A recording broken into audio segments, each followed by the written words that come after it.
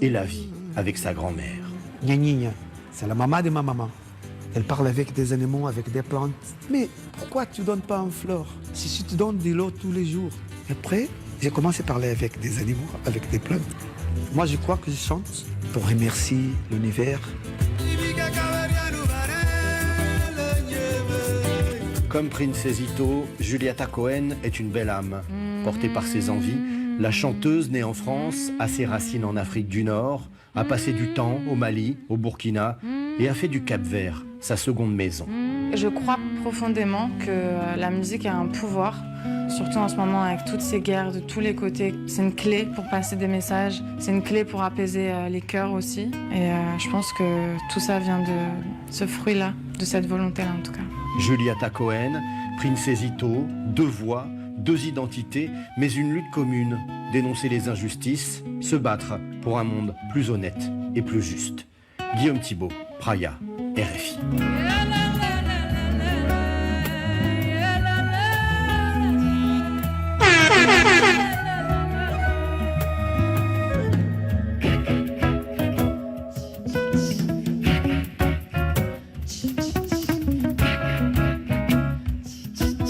Et c'est donc en musique que s'achève cette édition. Merci à vous de nous avoir suivis. Vous pouvez réécouter ce journal sur notre site internet françaisfacile.fr ainsi que sur notre application mobile RFI Pure Radio. Restez à l'écoute sur la radio du Monde car dans quelques instants, ça sera l'heure de retrouver Olivier Pron au Café des Sports. Très belle soirée sur RFI.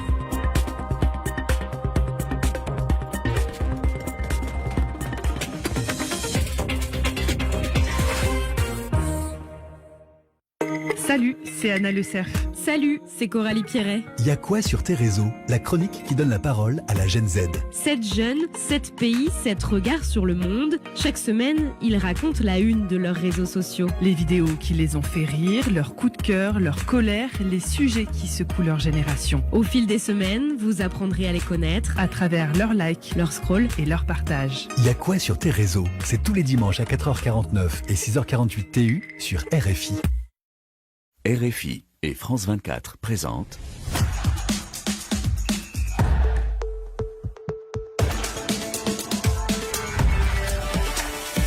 Radio Foot International. le Café des Sports. Olivier Pron. Bonjour, bonsoir, soyez les bienvenus au Café des Sports. Deux gros titres aujourd'hui et une visite à l'EHPAD des clubs en souffrance. À la une, d'abord le 18e prix Marc-Vivien Foé, une création RFI France 24 qui récompense, vous le savez, chaque saison le meilleur joueur africain de Ligue 1. Le nom du successeur d'Achraf Hakimi sera dévoilé le 11 mai prochain. Un fier lauréat à choisir dans une liste de 11 finalistes que nous vous avons dévoilé hier, jeudi, sur RFI. Dans cette liste, un Gabonais, un Malien, 2 Ivoiriens, 2 Burkinabés, 2 Algériens et 3 Sénégalais, ou si vous préférez, un gardien, 3 milieux, 3 attaquants et 4 défenseurs. Les noms, on vous les rappelle dans quelques secondes. Elle vous plaît, a priori, cette liste Xavier Barret, parce que vous les 11, vous les avez déjà consultés. Absolument, mais il y a beaucoup à dire. Oh oui, il y a beaucoup à dire, évidemment. Bonjour à C'est une liste. Bonjour à vous, évidemment. L'autre gros titre du jour découle du programme de la semaine qui s'achève et se projette, évidemment, sur celle qui suit. On va bien sûr parler Ligue des Champions et de ces 4 quarts allés qui, sur le papier, semblent pliés, mais pas si sûr. 3 victoires à l'extérieur, une ultra dominante à domicile. Les optimistes, les rêveurs, les naïfs vous diront qu'il y a sans doute bien plus de suspense qu'il n'y paraît avant les retours mardi et mercredi prochains. Rémi Ngono à coup sûr est de cela. Bonsoir Rémi. Je ne suis ni parmi les naïfs, mais surtout parmi les réalistes Et les optimistes. et les optimistes qui se basent sur l'expérience, le passé, et qui peuvent toujours espérer. Parfait, c'est bien dit. La suite, avant les cartons, les vôtres, bien plus importants que les nôtres. La suite, c'est donc l'OM, encore et toujours, qu'on l'aime ou qu'on le déteste, l'Olympique de Marseille ne laisse personne indifférent et le feuilleton de sa renaissance éternelle est un spectacle réjouissant. Cette semaine donc, nouveau logo, toujours bon pour les recettes. Ce matin, nouveau président, jamais mauvais a priori pour contrôler les recettes. Et donc forcément cette question, nouvelle ère ou pas? Et c'est pour ça qu'on a invité Marc Libra qui passait par là. Bonjour Marco. Bonsoir Olivier, bonsoir à tous et à tous. Toujours Oui, une- ça va. Toujours une petite pensée amicale pour vous. Mais toujours, peut-être un jour je serai président de l'OM. Bon, dans ces Je penserai cas-là, à vous. Je viendrai plus souvent. Exactement. Bref, ça ne devrait pas niaiser encore une fois. Bonjour Frédéric Suto. Bonjour Olivier, bonjour tout le monde. La parole des auditeurs, c'est parti, YouTube, le Ça doit Facebook Live. Un petit clin d'œil de Dakar, Guédiawaye. Je pense que la lutte traditionnelle, le foot, là, ça fait bon ménage. C'est Moussa Séné qui nous envoie un des premiers messages. Et on va voir ça. Laurent Salerno à la baguette, David Finzel à la réflexion, Swale, John Ford, Kedir et Yann Spielberg Bourdelas à la réalisation. Le Café des Sports, il n'y a plus qu'à consommer.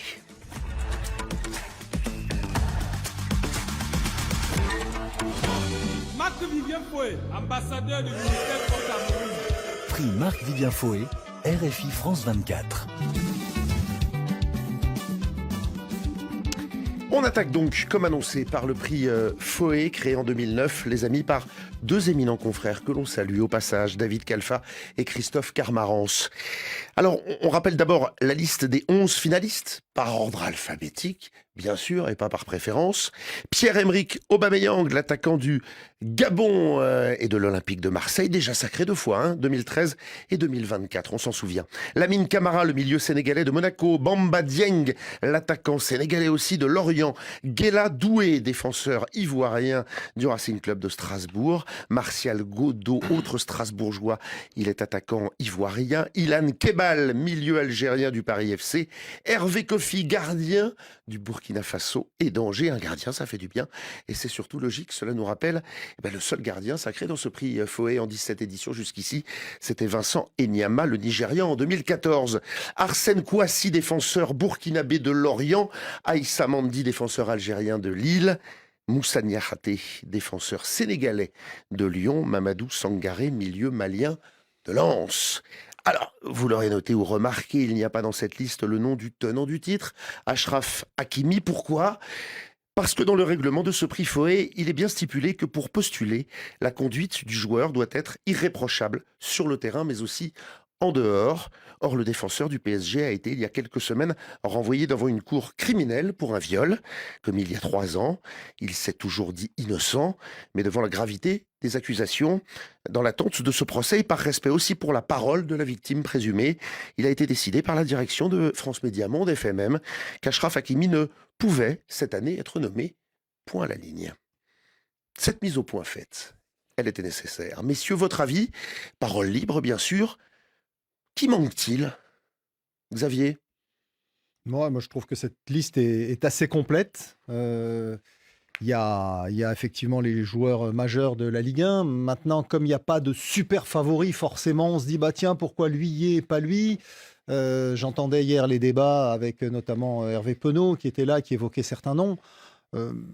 Très franchement, le problème sur une année de Coupe d'Afrique des Nations, c'est qu'on est tenté évidemment de regarder aussi les performances des joueurs de Ligue 1, les internationaux africains de Ligue 1, à travers les performances à la CAN. Donc forcément, les débats, ils sont intarissables et je pense qu'on va l'avoir ici sur ce plateau. Marc, y a-t-il un absent, d'après vous ? Non, pour moi, il n'y a pas d'absent. Ça me semble plutôt intéressant. On est habitué à de noms un petit peu plus ronflants, mais cette année, pour moi, il peut y avoir des surprises parce qu'il y a des joueurs que l'on va découvrir, dont on va sûrement parler tout à l'heure, qui pour moi sont hyper importants et qui font une très grande saison. Moi, par rapport à la CAN, je ne peux pas l'entendre. J'ai écouté l'émission d'hier, je ne peux pas l'entendre. La CAN, c'est la CAN, d'accord ? Ligue 1, c'est Ligue 1. Bien Donc, sûr, ce sont souvent les joueurs eux-mêmes qui font aussi l'amalgame. Oui, et bien qui sûr. ne comprennent pas qu'en ayant gagné la CAN ou fait un bon... Voilà, on ne soit pas automatiquement nommé. Mais par rapport aussi à Achraf Hakimi, vous avez expliqué ce qui s'est passé. Est-ce qu'il mériterait d'être sur cette liste aujourd'hui ? Il a été blessé, il n'a pas été très bon. Pour moi, je n'étais pas au courant de tout ça. Donc j'ai dit, pour moi, ça me semble assez logique qu'il ne soit pas là. Sur un plan de vue footballistique, je parle. Il a raté 2 mois et demi de compétition. Exactement. Puis il faut revenir à son meilleur niveau. La saison passée, j'avais voté pour lui parce que c'était le meilleur joueur. Cette année, pour moi, il ne fait pas partie de cette liste. Ça me semble, parce qu'il y en a qui me disent oui, mais pourquoi il n'y est pas ? Bon, je viens d'apprendre. Pour moi, footballistiquement, il ne mérite pas d'y être. Il la fallait, cette mise au point. Rémi Ngono, votre avis sur cette liste, sur un absent éventuel ? C'est le propre d'une liste. Il a fallu choisir 11 joueurs parmi une centaine éligibles. Et il y a un grand absent. Le Cameroun. Vous vous rendez compte quand même que le prix s'appelle Marc-Vivien Fouet. Le générique, c'est un artiste camerounais. Et curieusement, quand on essaie de regarder cette liste-là depuis un certain temps, on remonte à l'époque de, je ne sais pas, peut-être du Moyen-Âge pour retrouver le nom d'un Camerounais. C'est quand même terrible. Bon, je sais quand même qu'il y a un bon gardien de but du Cameroun et qui se retrouve quand même aussi du côté de Montpellier et qui d'ailleurs a aligné un certain nombre de clean sheets. Mais Montpellier, c'est Ligue 2. Bon, et peut-être... Ah oui, c'est ça aussi. Et peut-être... et que peut-être... Franck Magri à Toulouse, il a été blessé. Non, Franck Magri a été blessé, mais je crois qu'il aurait mérité d'être là s'il n'avait pas été blessé. Je crois que désormais, nous, on va peut-être demander qu'on a aussi regardé en Ligue 3, en National, pour trouver... C'est ça, c'est un peu votre niveau en ce moment. Oui, mais c'est malheureusement ça, puisqu'actuellement, notre meilleur joueur se trouve en Ligue 2. Donc, il faudrait... Ou alors, on peut étendre à la Première Ligue et on aurait Brian Bemo, peut-être. On rappelle qu'un Camerounais, Karl Toko Ekambi, a été pris Marc-Vivien Foé 2017 ou 2018, dans ces années-là. Mais c'est vrai que depuis... Depuis, ça fait très longtemps. C'est pas une erreur qu'il n'y ait pas de Camerounais dans ce oui, top mais c'est 11. pour ça que je dis que le meilleur joueur camerounais actuellement des championnats de France se trouve à Montpellier. C'est ça la vérité. Et Montpellier, pour l'instant, bon... Sauf s'il va repêcher. Il y a Arthur Avom à Lorient. Arthur Avom à Lorient, qui est pas mal. Mais il n'est pas le meilleur joueur camerounais. Laissez-moi goûter mon plaisir. L'émission commence bien. Rémi est d'accord. Donc, on part sur des bases solides et saines. On va peut-être mériter notre week-end. Fred, vous avez un avis, vous, sur cette liste ou les auditeurs, peut-être. Mais vous avez le droit de donner le vôtre aussi. Je me réfugie derrière ce qu'ils nous envoient. Robson, Mamadou Sangaré a réalisé une saison excellente, incroyable. Pour moi, c'est le meilleur. Mais ils sont en campagne, les auditeurs, suivant leur sensibilité. Ibrahim Ahmad, Lamine Camara, il l'appelle Lamine Caméraman. C'est tout simplement le meilleur parmi nous. C'est vrai qu'il y a 3 Sénégalais. C'est un quart sur les 11 qu'on a dans cette liste. Ah, mais ils sont là, les Sénégalais, même si la CAN ne compte pas. S'ils sont bons à la CAN, c'est qu'ils sont a priori bons cette saison dans leur club aussi. L'un va rarement sans l'autre. Alors, je vous ai demandé s'il y avait un absent. On pourrait refaire un tour de table, on va le faire d'ailleurs. Y a-t-il un favori? L'idée, c'est de vous demander un favori et éventuellement un top 3 qui, pour vous, se dégage. Moi, j'ai un élément de réflexion important, je pense, à apporter à ce débat. Et je vais vous en faire part, puisque nous sommes dans le Café des Sports et que ça n'a pas été évoqué hier. J'ai regardé cette liste. Sur les 11 joueurs, il y en a 5 qui sont nés en Afrique, 5 qui sont nés en France et 1 qui est né en Angleterre. Vous allez nous reparler de la formation à la française. Et je pense qu'effectivement... Mais ça, c'est pas un critère. C'est un critère, mais je pense que c'est un élément de réflexion important pour les jurés qui nous écoutent, qui ne veulent pas le rater, le Café des Sports. Je pense que c'est plus difficile pour un gamin né en Afrique, qui a grandi en Afrique, et de venir s'imposer en Ligue 1, que pour un enfant qui est né en France, qui a grandi en France, qui a été dans les centres de formation français, et qui ensuite, pour différentes raisons, va choisir une sélection africaine. Donc je pense que cette année, plus qu'une autre, c'est important de choisir un jeune qui est venu d'Afrique et qui s'est imposé en Ligue 1. Et c'est pour ça que moi, je vais vous donner des noms. Mais je voudrais quand même faire une petite statistique au regard de l'histoire de ce prix Marc-Vivien Foé, dont c'est la 18e édition, vous l'avez rappelé Olivier. Si on regarde le palmarès, on s'aperçoit que 6 seulement sont revenus à des joueurs nés en Afrique et 11 à des joueurs nés en Europe. Donc, c'est vraiment le moment de privilégier les joueurs nés en Afrique. Sur la liste, il y a Gervinho, qui l'a eu 2 fois, qui est né en Côte d'Ivoire. Il y a Enyama, qui est né au Nigeria. Seri, qui est né en Côte d'Ivoire. Osimhen, né au Nigeria. Et donc, le dernier en date, Chancel Mbemba, né en RDC. Tous les autres qui ont eu le prix Marc-Vivien Foé sont nés en Europe, en France ou en Espagne, comme Hakimi l'année dernière. Donc, pour moi, c'est Lamine Camara qui me semble le mieux placé. Et je mettrai aussi sur la liste de départ, bien sûr, le jeune malien Sangaré de Lens. Tous les deux sont nés en Afrique et tous les deux ont passé les étapes pour venir s'imposer en Ligue 1. Et je trouve que ça mérite vraiment d'être salué cette année plus que jamais. Donc si je vous suis bien, l'année prochaine, on crée 2 prix. Un pour les natifs du continent, un pour ceux qui ont été... Peut-être, c'est un élément de réflexion pour enrichir encore le prix Marc-Vivien Foé. Ça tombe bien, Christophe Jousset est en régie, prends note. Vos propos sont enregistrés. Oui, j'entends un petit mot avant de passer par Marc Libra. Vous voulez ajouter quelque chose, Rémi? Peut-être ceux qui sont nés au Cameroun. On pourrait faire le prix Marc-Vivien Foé de ceux qui sont nés au Cameroun. Oui. Et même au Cameroun, on va dire ceux qui sont nés à Yaoundé, ceux qui sont nés au village. Exactement. Parce qu'il y a aussi une différence. Franchement, si on se base sur des lieux de naissance, alors là, on n'aura pas Roger Mila, qui est né au Cameroun, vous comprenez? Et même les gens qui ont été formés ici n'ont pas eu le niveau de Roger Mila, ou même Samuel Eto'o, qui est né quand même au Cameroun, qui a fait ses classes au Cameroun et qui, même s'il est pris par le Real Madrid, c'était pas parce qu'il était un bébé, non. Il avait déjà réussi à faire un certain nombre de choses. Vous avez cité Gervinho. Le soleil brille dans tous les villages, dit un proverbe africain. Donc, ne disons pas que quand on est en France, parce qu'on a suivi les meilleurs centres de formation, c'est forcément ça qui va faire que vous deveniez le meilleur. Bien évidemment, c'est dans la difficulté, c'est dans l'obstacle. Et ça, c'est Saint-Exupéry. L'homme se découvre quand il se mesure à l'obstacle.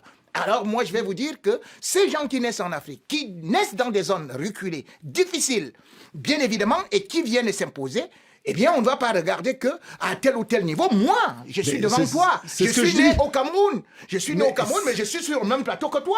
C'est même pas pour ça que... Oui, puis j'ajoute qu'il fait beau aussi en France. Dans ce cas, tu me donnes la moitié de ton salaire. Tu vas me donner la moitié de ton salaire parce que tu vas dire que bon, Rémi Ngono né. Rémi Ngono m'a peut-être pas bien écouté. C'est pas la première fois. Je dis justement que ceux qui sont nés en Afrique, qui ont donc connu ces étapes, ont plus de difficultés pour arriver là où ils sont par rapport à ceux qui sont nés en France et qui ont grandi en France. Bon, je crois qu'on a compris l'essentiel de... Non, mais j'ai l'impression que Rémi n'a pas compris. Oui, voilà, non, je pense que c'est pour ça que je pense que c'est un argument supplémentaire, surtout cette année où personne ne se détache, pour donner ce titre à Lamine Camara ou à... on va faire simple. Ceux qui votent n'ont qu'à voter pour celui qui, d'après eux, a le plus de talent. Ça sera plus facile. Sangaré. Marc. Pour moi, Sangaré sort un petit peu du lot. Lamine Camara m'intéresse aussi. Par contre, on oublie que sans Zakaria à ses côtés, le Suisse est très compliqué. Donc pour moi, Sangaré aujourd'hui reste pour moi le joueur le plus important. Après, on a des joueurs qui pour moi sont les surprises de la Ligue 1. Je parle à Kofi, le gardien de Angers, qui a été stratosphérique, qui a permis à Angers aujourd'hui de se maintenir en ayant 33 points. Sur le podium, celui-là. Kouassi, latéral gauche, découvert à l'ACA la saison passée, Olivier Pantalone qui l'a récupéré, ce sont des joueurs très importants qui, pour moi, peuvent mériter. Ilan Kebal, alors, qui a grandi avec Stéphane Gilly, qui l'a remis en selle, acteur principal de la saison passée, la remontée. Cette saison, ça se passe bien. Antoine Cambour est arrivé, il ne rentre pas dans ses plans, il joue presque plus.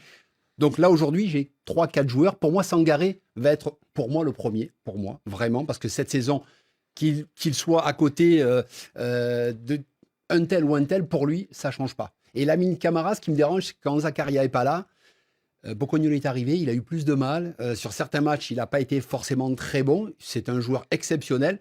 Mais après, je me dis, Sangaré, OK. Et puis après, j'ai 3-4 joueurs que je viens de vous citer qui, peut-être pour moi, pourraient devenir très, très, très importants. Et ont emporté à leur club à la Ligue 1 cette saison. On a eu assez souvent, Achraf Hakimi l'année dernière, il a vraiment écrasé le vote, à juste titre. Ouais. Une saison incroyable, meilleur latéral de l'année, tout continent confondu. C'était impressionnant. Mais on a souvent eu comme ça, notamment quand c'était des attaquants, un Victor Osimhen, un Aubameyang, qui finissaient par le gagner assez largement. Là, on sent qu'il y a une homogénéité dans cette liste et c'est ce qui la rend tout aussi passionnante. Vous parliez, ben oui, il y a un gardien et c'est super d'avoir Hervé Kofi. Il sera peut-être sur le podium. Sangaré, Lamine Camara. On a une belle liste, on a une équipe complète. Guéladoué, on n'en a pas parlé, mais ce qu'il fait à Strasbourg, c'est super. Il sera pas loin du podium, là, lui non plus. Avant de signer peut-être à Paris, ça c'est autre chose, et de rejoindre Désiré. Mais ça va être assez serré, à mon avis.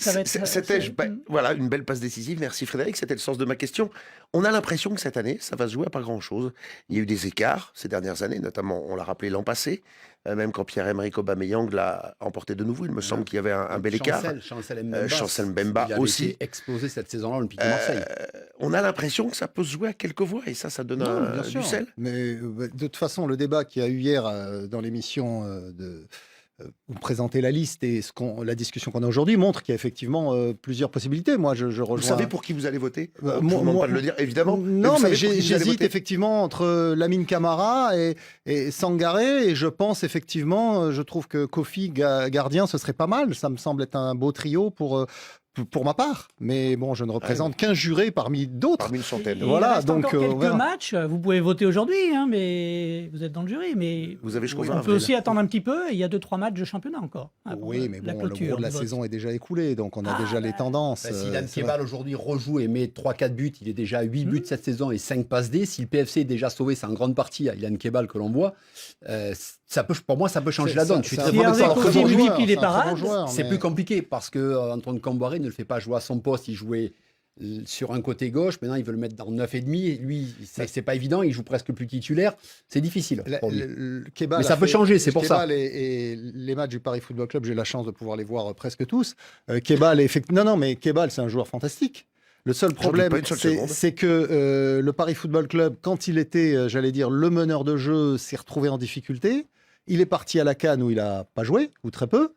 Et quand il est revenu, il y a eu un changement d'entraîneur. Et maintenant, il se retrouve remplaçant avec Comboiré. Donc, même si c'est un joueur bourré de talent, le profil de cette saison fait que il s'impose pas autant que, par exemple, un Sangaré ou un Camara. C'est un raccourci parce que 8 buts, 5 passes D pour Non, mais un jeune joueur qui fait un moins d'un 70, c'est que la plupart des gens ne pensaient pas à lui. C'est un super joueur, mais... C'est les mêmes stats qu'Aubameyang. Hein. Voilà. Oui, avec un Aubameyang qui est... Voilà, avec tout le respect qu'on lui doit, et ces 2 prix, Marc-Vivien Foé fait une saison... Dans un autre club aussi. Il est vieillissant, quoi. Voilà, on va dire ça comme ça, donc moins performant. Vous savez déjà pour qui vous allez voter? Vous avez un top 3 en tête, Rémi? Vous avez dit vieillissant. Et mais nous, C'est un fait, hein, comme nous tous. au Cameroun, nous, on aime les vieux. On aime les vieux. Donc, je vais vous dire que le vieux Roger Mila, comme je parlais tout de suite, c'est lui qui nous a beaucoup séduit à la Coupe du Monde avec ses 42 ans. Donc, pourquoi ça? Il n'est pas dans la liste. Il n'est pas là, non. On pourrait faire le prix Marc-Vivien Foé rétro. Non, oui, parce que je vais quand même dire, oui, on va dire, mais Aïssa Mandi, c'est 34 ans. Pourquoi est-ce que... Et c'est une très belle saison aussi, c'est vrai. C'est une très belle saison. C'est vrai. Pour un joueur qui est arrivé pratiquement pour 0 copec.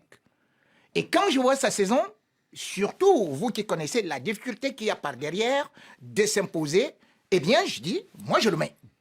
Maintenant, parce que je préfère toujours des gens qui, dans un collectif affaibli, réussissent à émerger ou à tenir. Je ne comprends d'ailleurs pas comment est-ce qu'on va me dire que Hervé Kofi n'est pas le meilleur. Pourquoi? Parce que vous avez des gens comme Chevalier qui sont peut-être au Paris Saint-Germain. Mais aujourd'hui, vous vous rendez quand même compte que ce gardien est en plein et qu'il a réalisé 98 arrêts. Cherchez en Europe les gardiens qui ont réalisé autant d'arrêts. Il est strictement décisif. Et vous le savez donc, lorsqu'un joueur vous donne déjà la quasi-totalité, enfin la moitié de vos succès ou de votre métier, cela veut dire qu'il est l'élément primordial. Moi, je le vois ici. Bien évidemment, on peut parler de Sangaré. Sangaré, on ne discute pas beaucoup de choses parce que déjà, que ce soit en Autriche, moi, je le voyais déjà jouer et surtout qu'à l'époque, il portait même le 17 de Marc-Vivien Foé. Et c'était justement le milieu qui s'est cassé les lignes. Et d'ailleurs, quand il arrive là, il avait déjà remporté 200 duels et 198 récupérations. Et c'est ce qu'il a fait. Justement, lorsqu'il est arrivé, c'est ce milieu du terrain qui s'est un peu tout faire. Donc pour moi, je trouve que... Tu vas faire toute la liste? Hervé Kofi. Non, je vais la rappeler. 2. Aïssa Mandi. 3. Sangaré. Très bien. Eh bien, sur ce, je rappelle la liste et on passe à autre chose.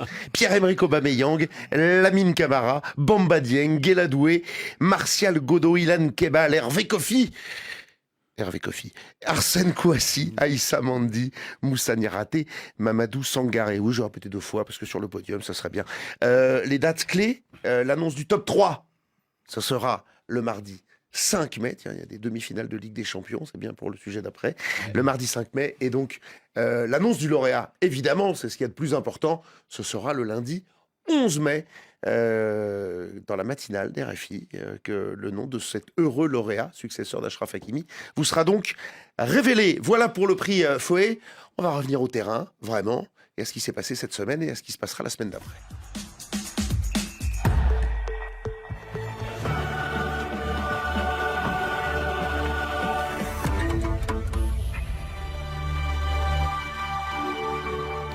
Real Bayern 1-2, Sporting Arsenal 0-1, Barcelone Atlético Madrid 0-2, PSG Liverpool 2-0. Je rappelle les scores des 4 quarts allés. Messieurs, quand on lit ces scores, est-ce que tout est joué? En gros, les demi-finales, on les connaît, ce sera PSG Bayern et Arsenal Atlético Madrid. Je vois votre regard noir. Je suis là pour faire du sport fiction, vous le savez bien, Xavier. Mais enfin, bon, voilà, 3 victoires à l'extérieur, une ultra dominante, disais-je, à domicile, où il n'y a que 2-0. Ça pourrait donner l'impression que c'est plié, mais ça ne l'est pas.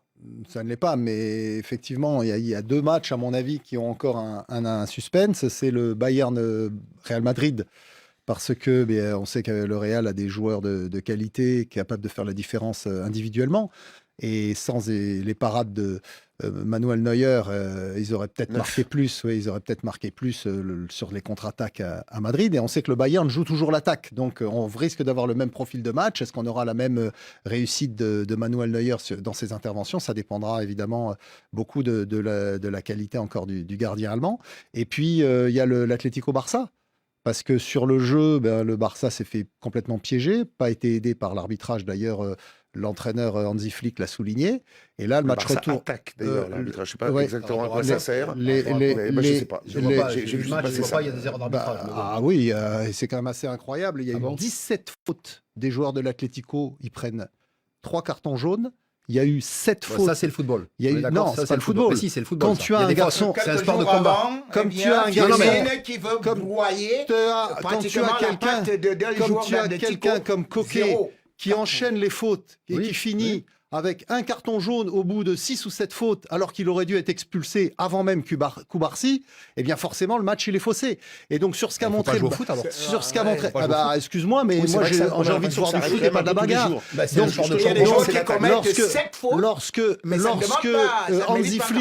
Hansi Flick, qui est pas coutumier du fait, souligne cette situation et dit que le Barça effectivement a été victime de l'arbitrage sur ce quart de finale. Donc on peut espérer qu'au match retour, le quart de finale l'arbitrage soit plus équilibré. Et on peut rappeler que en championnat, je finis là-dessus. Ça faisait combien de temps que l'Atlético n'était pas allé gagner au Camp Nou? Je finis là-dessus 17 ans, en disant que lors du Tour de Coupe d'Espagne, le Barça a su marquer 3 buts à l'Atlético lors du match retour, après avoir perdu 4-0 à l'aller, et qu'en championnat, ils sont récemment allés gagner à Madrid 2-1. Donc je pense que tout n'est pas perdu pour le Barça avec un arbitrage normal. Et tout n'est pas perdu, vous allez me dire, bien sûr Rémi, pour le Real, évidemment, du côté du Bayern, où ceux qui gagnent là-bas, l'Allianz Arena, ne sont pas très nombreux. Je regarde sur mes... Peut-être j'ai trop de doigts à la même main. 2 défaites cette saison, le Bayern. Une à Arsenal et une à Augsbourg. C'est tout. Mais, évidemment qu'il y a de l'espoir quand on a Vinicius et Mbappé devant. Je devrais vous dire que le Bayern n'a jamais eu une mauvaise équipe. Depuis fort longtemps. Mais chaque fois, ces espoirs ont été brisés à domicile. Prenez en 2014. On dit que le Bayern va broyer le Real, c'est quand même 0-4 à domicile. Prenez 2017. Le Bayern, on dit, va broyer le Real, c'est le Real qui va battre 2-1. 2018. Le Bayern est favori. Et c'est le Real qui s'impose 2-1. Prenez même 2024, c'est-à-dire que le meilleur match que le Bayern a fait, c'était 2-2. Donc ça, il y a un proverbe africain avec le Real. Quand il y a même 1% de chance, vous connaissez l'ADN du Real, la Ligue des Champions. Et nous sommes justement dans cette optique de la foi, ou d'ailleurs, un proverbe africain qui dit « Quand les fidèles ont de la foi, il est fidèle, il est facile d'être curé. » Donc, les joueurs du Real ont toujours cette foi, cet ADN de faire des remontadas, encore que là, ce n'est pas une remontada. Et par contre, ceux du Barça, vous allez voir que 2014, eh bien, ils sont éliminés par qui? Par Atlético. Et 2016 aussi, en quart de finale éliminé aussi. par Atlético. Et chaque fois, Atlético part même rencontrer Real en finale, et c'est Real qui gagne. Donc, pour vous, je vous comprends très bien. Vous allez toujours dire arbitrage, arbitrage. Non. Papa, Pas depuis toujours. 2000, je t'ai vécu 10 ans, arbitrage. Quand Non, on alors, constate... Je voulais te Non, rappeler mais justement aussi je rappelle juste un petit que- élément. Je rappelle juste les Aujourd'hui, c'est statistiques. le 8e Je rappelle juste anniversaire que de la en- défaite que- du Barça contre qui? Contre AS Roma au match retour, remonté Oui, à mais 3-0. ça, c'est tous les jours. Un On petit peut trouver message des... d'une fois qui nous dit Xavier Barry a toujours beaucoup de choses à dire quand le Barça perd. Très bavard, Xavier. Il y aura seulement un seul match Bayern-Real à suivre. Ça, c'est un message d'Anselme Louis. Moi, j'ajouterais que la nouvelle formule de la Ligue des Champions, les buts à l'extérieur, on n'en parle plus, ça n'existe plus. Ça a quand même un petit peu rebattu les cartes. Et si on regarde ces dernières années, faut pas non plus trop s'avancer, sans parler de remontada. Bon, vous gagnez le match aller à l'extérieur, c'est pas la garantie absolue de se qualifier. Alors moi, je rappellerai aussi que Marc Libra est autour de cette table et qu'il est payé comme vous. Donc il a le droit il a le droit donc de s'exprimer, lui aussi. Donc la minute Marc Libra, voire minute 30. Vous êtes comme dans un débat politique très en retard, Marc, sur le temps de parole. J'ai pas vu mon chrono. Non, mais plus sérieusement, quand on voit le match, on était ensemble en plus, le Bayern face au Real, on se dit que le Bayern n'a pas su faire la différence. Ils n'ont pas su marquer ce 3e, ce 4e but. Et automatiquement, sur un plan on le dira aussi de footballistique Paris et dans le jeu, minutes, sans doute. et dans le jeu, le Bayern doit s'imposer plus largement. Ils ne l'ont pas fait. Ils ont laissé en vie le Real. Le Real, il ne faut jamais les laisser en vie. Donc pour moi, le match retour va être très, très, très important parce que Michael Olise est très fort. On a vu Harry Kane a encore marqué. Bellingham, quand il est rentré, pour moi, c'est lui qui a fait la différence et qui a modifié le jeu. Donc pour moi, c'est un match très ouvert.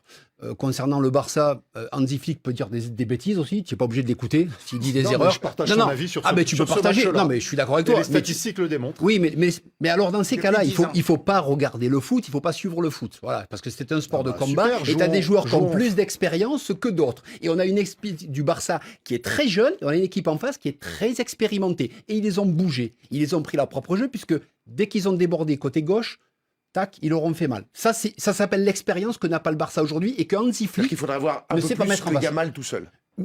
Voilà, mais l'expérience, ils l'ont pas eu. Voilà. Ensuite, le PSG, ils auraient dû mettre le 3e, le 4e, parce que ça va être compliqué en fil. Mais pour moi, on y vient au c'est le PSG. seul match où ils sont capables de faire la différence, ça c'est sûr. Et le Sporting Arsenal, le Arsenal a tenté Là, son c'est match difficile de tranquille. vendre du suspense quand même sur ce match-là. On est d'accord, mais Sur le Barça, mais ça va être Atlético, compliqué. évidemment. Sur le Bayern Real, évidemment qu'il y a du suspense, soyons honnêtes.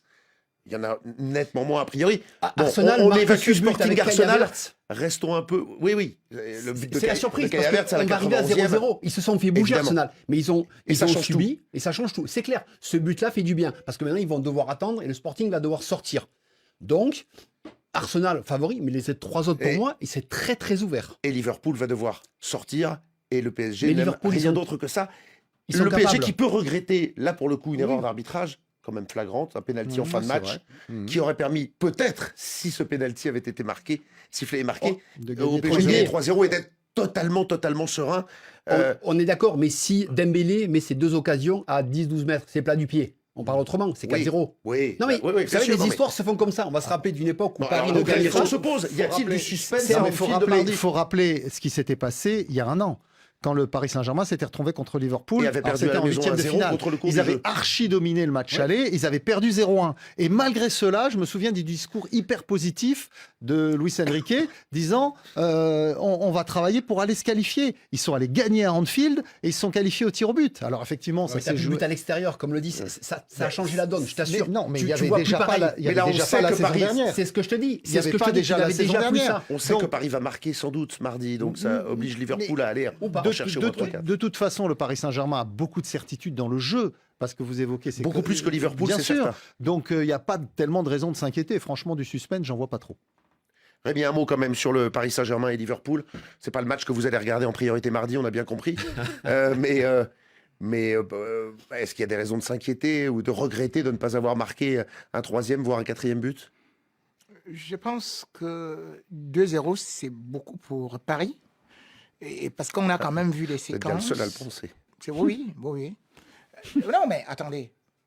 Vous avez vu. Ah, j'ai vu le match, oui, c'est bien pour ça que je pense Vous que avez êtes vu le seul à le penser. Liverpool contre. Le fantôme de contre Liverpool. Manchester. C'était les petits frères. Manchester City. Vous avez vu Oui, 4-0. Le week-end avant. Alors, immédiatement, on faisait déjà tourner l'effectif.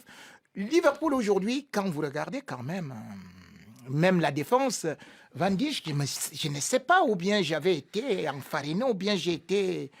je ne sais pas si on m'a ensorcelé quand je croyais que ce monsieur était un très grand défenseur du monde, jusqu'à ce qu'on voulait de lui au Real Madrid. Mais quand je vois Van Dijk, Konaté, ça ne tient pas.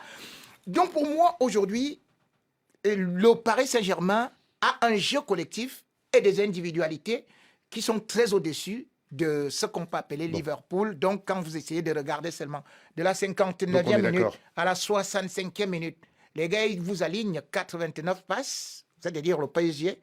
Et Liverpool ne touche même pas. Très plaisir à David C'est-à-dire qu'ils vont. Moi, je ne vois pas Paris perdre même là-bas. David Fitzel a passé l'après-midi à regarder cette séquence. Est-ce qu'ils vont aligner Mo Salah, Marc? Moi, j'aimerais. Isaac est de retour aussi. Attention, Isaac était sur le banc. Mo Salah était sur le banc. S'il retrouve le cadre, la cible, bien sûr. Il reste bien quelque chose. On a parlé arbitrage. Avant de passer au dernier sujet, je vous livre juste parce qu'on en débattra la semaine prochaine. À coup sûr, la liste des 52 arbitres retenus pour la Coupe du Monde, publiée par la FIFA. 2 Français, sans surprise, parce qu'ils sont a priori tout en haut du classement, Clément Turpin et François Le Texier. 10 Africains, mais pas de Jean-Jacques Ndala, le Congolais de Kinshasa, qui avait officié lors de la finale de la dernière CAN de sinistre mémoire. L'objet, sans doute, le disais-je, d'un débat à venir dans Radio Foot. Allez, on va passer à l'Olympique de Marseille.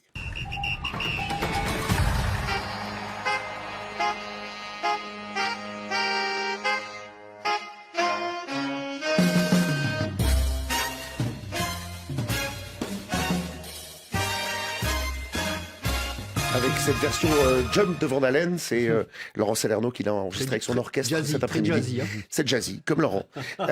Parlons donc OM à présent, où à défaut de résultats, Habib, on t'aime, tu le sais, mais c'est comme ça. À défaut de résultats probants, donc on s'occupe, nouveau logo, nouveau président. Et donc, cette question, mon cher Marc, nouvelle ère? C'était pas quand Pablo Longoria est arrivé, c'était pas pareil. C'était pas quand. C'est le 3e président de l'ère McCourt, ça veut dire en 10 ans.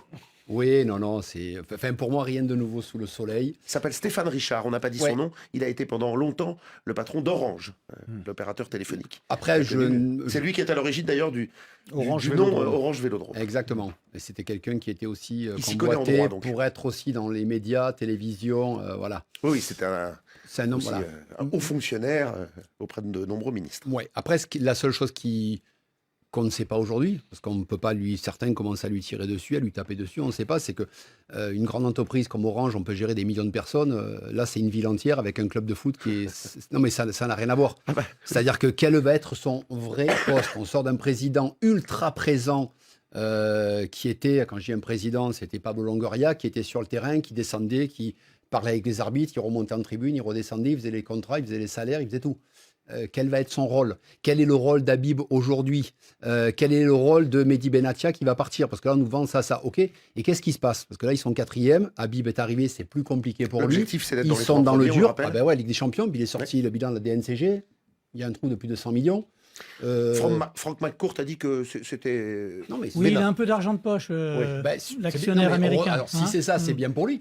Mais non, on attend de voir. Le logo, des copains s'en sont occupés de raconter, de dire des choses sur ce logo. logo. Des maillots, ça fait des recettes. Oui, puis après franchement, ça fait penser à un club allemand et une marque de voiture aussi. Donc, et on nous explique, attendez, pendant des années, on l'a cherché. Ah bon?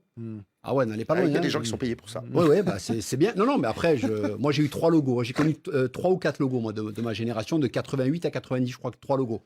Ils étaient quand même plus beaux les miens. Voilà, je tiens à le dire. Xavier, un avis sur cet OM que l'on nous vend, cet OM... Nouvelle ère, peut-être. On va attendre un peu pour voir, mais bon, moi je vois qu'en tout cas Stéphane Richard, il a le CV pour plaire aux supporters de l'OM, puisqu'il avait rendu il a été quand même condamné. Il ne pas l'équipe. Il a été condamné pour détournement de fonds publics, non mais je veux pas dire de bêtises, à 1 an de prison et 50 000 € d'amende pour avoir rendu un arbitrage favorable à Bernard Tapie dans l'affaire du Crédit Lyonnais. Alors ça a été jugé 3e fois jugé, et c'est tombé à 6 mois et 15 000 € de prison. C'était en quelle année ça? C'est là récemment. Voilà. Donc du coup, c'est pour ça qu'il a le CV pour la Marseille. Il a tout pour plaire aux gens de l'OM, enfin aux supporters de l'OM. Après, j'imagine que McCourt lui a aussi passé quelques consignes parce que perdre 100 millions d'euros chaque année, même si on est très riche, c'est en général quand on a la mentalité américaine et qu'on fait du business pour gagner. Ouais, c'est pas logique. Alors moi, je pense que de toute façon, c'est mieux d'avoir un président qui gère un club, et puis d'avoir un directeur sportif qui fait des transferts, et puis un entraîneur qui entraîne. Voilà, ce qui n'était pas le cas à l'OM jusqu'à présent, puisqu'on avait un des supporters qui restent en tribune et qui se mêlent pas voilà, forcément de... parce qu'on avait un président un président qui avait fait les transferts, qui continue plus ou moins à les faire, un directeur sportif qui avait été agent de joueur, qui va probablement y retourner. Donc voilà, donc c'est bien d'avoir un vrai patron. Qui a été effectivement, vous l'avez rappelé, à la direction de la boîte Orange pendant plusieurs années en France.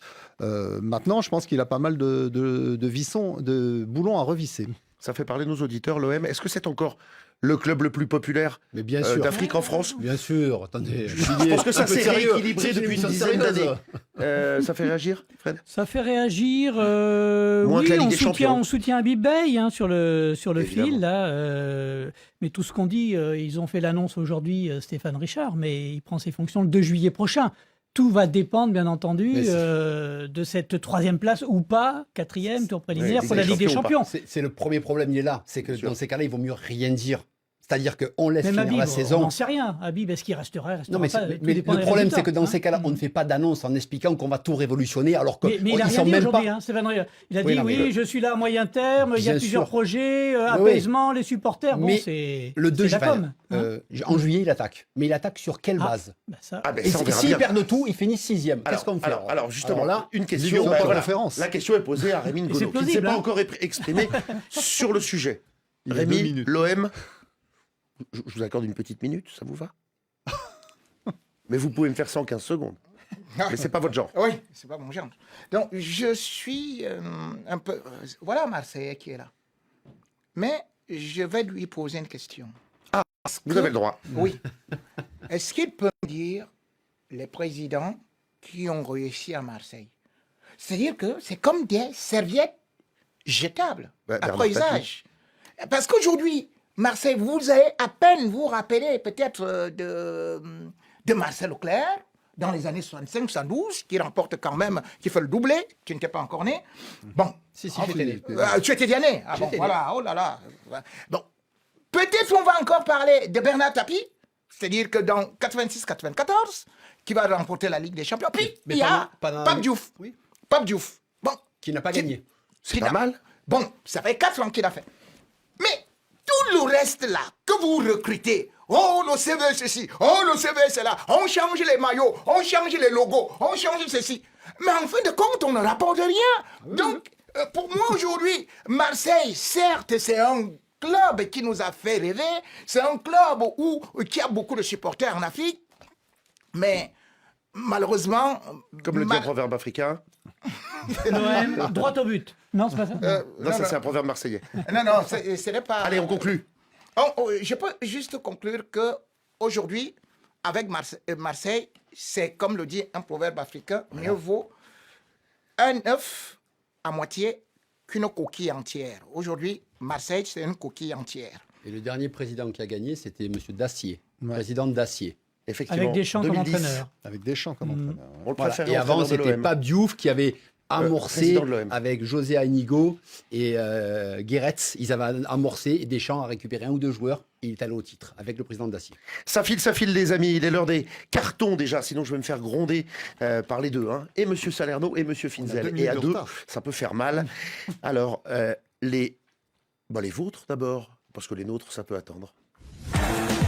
Carton jaune. Un carton là. Il sort un carton jaune. Ouh là là là là, carton rouge. Carton rouge. Dans la confusion. Carton vert. Extraordinaire. Rien à dire. Allez, c'est parti pour 4 minutes. Bonjour France 24. Bonjour RFI. Je m'appelle Délicia. Moi c'est Epi. Nous donnons des cartons verts à la RDC pour sa qualification à la Coupe du Monde. Portugal, aux inmaîtrisables. Moi, c'est Herman Itoa depuis le Congo-Brazzaville. Mon carton, il est vert. Il est adressé à toute l'équipe du Paris Saint-Germain qui nous ont démontré un match de haut niveau face à Liverpool au Parc des Princes. Paris Saint-Germain nous a montré un football extraordinaire qu'on ne pourrait pas imaginer. Je m'appelle Romaric Moupé, précisément depuis le Bénin. Mon carton, il est vert, adressé à tous les joueurs du Real Madrid. spécialement à notre coach Abeloa pour son travail impeccable. Même si on a perdu 2-1, c'est le Real Madrid en Ligue des Champions. Le Real n'a jamais éliminé. On va se qualifier pour la phase finale. Coucou Café d'Espoir, Minata Nikema depuis la Côte d'Ivoire à Boaké et je fais un coucou spécial à Xavier Barré. Et toi? Nikema Aboudraman. Alors, moi je donne un carton vert à Lamine Yamal. Franchement, magnifique match. Merci à Rashford quand même d'avoir gâché et d'avoir privé notre bébé God de au moins 2 passes D lors de ce match. Toi, tu donnes un carton à qui? Je donne un carton vert à l'Atlético de Madrid parce qu'ils ont gagné Barça 2-0 à la Madrid. Visca Barça, il faut là. Et j'espère que Madrid va perdre ce soir. Visca Barça. À la Madrid. Bonsoir Radio Foot, Abdul Guinem vivant aux États-Unis. Je donne un carton vert au solisme Simoni, pour nous avoir procuré du bonheur. Ça va faire 11 ans que nos voisins préférés ne vont pas goûter à ce qui est la Ligue des Champions. J'étais jeune la dernière fois que le Barcelone a pris la Ligue des Champions. J'aime pas voir le Barcelone prendre la Ligue des Champions. Bonne émission, allez, ciao. Bonjour, Café des Sports, ici Uluru Chitois depuis Congo-Brazzaville. Mon carton il est vert pour Kylian Mbappé dans un moment décisif. Il a su marquer le but unique qui redonne l'espoir au Real Madrid. C'est ça, les grands joueurs. Répondre présent quand tout devient difficile. Chapeau à lui. Et comme le dit si bien Lavoisier, rien ne se perd, rien ne se crée, mais le tout se transforme. Moi, c'est Bernard Billier depuis la Guinée-Conakry. Mon carton, il est vert pour Manuel Neuer qui s'est affirmé. Il a montré encore qu'il est l'un des meilleurs gardiens du monde. Et félicitations à lui et que le Real se qualifie. Bonne émission à vous, Rémi Ngono et son rival numéro 1, Xavier Barré. Merci. Moi, c'est Boyer depuis Abidjan. J'aimerais donner un carton vert à Vitinha. Vous savez, Vitinha, moi je le compare à une ampoule. Une ampoule, quand elle est toujours allumée, personne ne remarque. On se dit que c'est bon, c'est normal. Une ampoule doit s'allumer. Et le jour qu'on appuie sur l'interrupteur et que l'ampoule ne s'allume pas, c'est là que tout le monde commence à comprendre la vraie valeur de cette ampoule-là. C'est ainsi, aujourd'hui, on voit Vitinha. On ne remarque rien. On se dit que c'est normal. Mais c'est le jour qu'il ne sera plus là au PSG qu'on saura qu'il avait un rôle très important. Bonne émission à vous. Koulibaly, Malais résident en Turquie. Alors je donne 2 cartons verts. Le premier est destiné aux hommes de l'ombre de Radio Foot, les techniciens qui sont au four et au moulin, qui nous donnent de meilleures qualités en son et en image. Bravo à vous les gars. Le second est adressé aux hommes de plateau qui sont devant la caméra, qui sont sous la projecteur. Annie et son équipe. Vous êtes les meilleurs. Bon vent à vous et merci et bonne émission. Bye. Je ne vais pas le prendre mal, mais je saluerai Annie, bien sûr, et on lui expliquera qu'il y a quelqu'un qui a pensé à elle. Moi, je retiens Vitinha et la comparaison avec une ampoule. C'est vraiment très, très drôle. Bravo, monsieur, c'est très bien observé. Xavier, votre carton? Oui, carton vert en hommage à quelqu'un qui nous a quitté cette semaine et qui a eu d'ailleurs des hommages aussi de la part de l'UEFA, c'est Mircea Lucescu, grand entraîneur roumain que j'avais eu l'occasion de rencontrer au cours de ma carrière à France Football, à Donetsk d'ailleurs, ville martyre où il est resté entraîneur pendant 12 ans là-bas. Il a même gagné la Ligue Europa, Coupe de l'UEFA à l'époque en 2009. Donc un grand entraîneur et surtout un entraîneur bâtisseur. Et pour ceux qui connaissent un peu le football roumain, c'est quand même 20 millions d'habitants en Europe, la Roumanie.